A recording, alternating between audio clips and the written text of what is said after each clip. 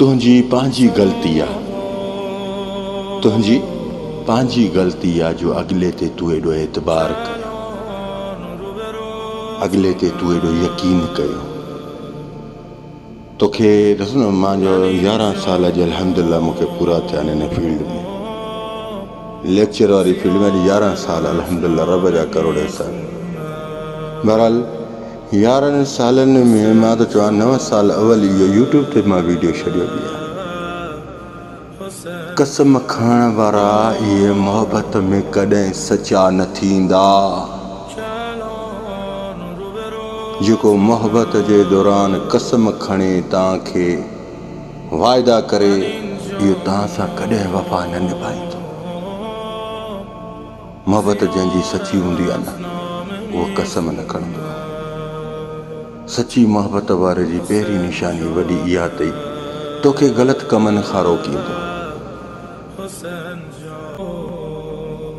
तोखे ग़लति कमनि खां रोकींदो। जेका उनखे ॻाल्हि सम्झ में न ईंदी उन ते नाराज़गी कंदो। सची मोहबत वारे जी निशानी। बहरहाल अॼु चेहरनि ते चेहरा चढ़ियल आहिनि, तव्हांखे मोहबत जा स्टेटस ॾेखारे तव्हांखे पंहिंजे क़रीब कंदा। हिकिड़ी ॿी ॻाल्हि ॿुधो, मोहबत जा स्टेटस जेके ॾेखारनि न, कसम अल्लाह जो उहो तो हिक सां न आहे। तूं भले उनखे मिली बि वञ, पर अञा इहा हरकत बाद में बि कंदो, छो त उनखे ख़बर आहे चूज़ो कीअं फासंदो। मन चूज़ो त चवां, कूओ कीअं फासंदो। कूए खे फासाइण जे लाइ जेके फन मिली वेंदो आहे न, त पोइ उहो ॿीहर बि कूओ फासाईंदो।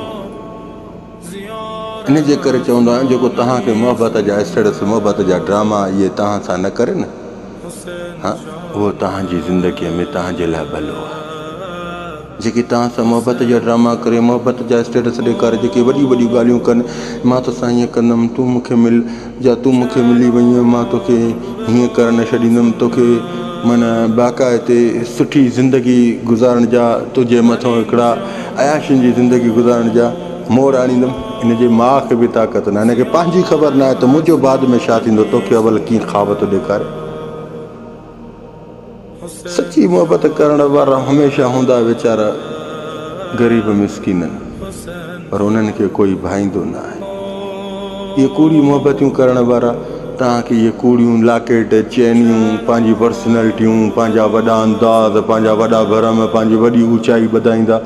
जो तव्हां बाक़ाइदे अॻिलनि ते एतबार करे तव्हां हुननि जी ज़िंदगी में उन्हनि सां क़रीब थींदा, पोइ बाद में उहे इंसान तव्हांखे टिशू पेपर वांगुरु इस्तेमालु करे, पोइ न जे बराबरि ॿिनि टके जो बि तव्हांखे न सम्झंदा।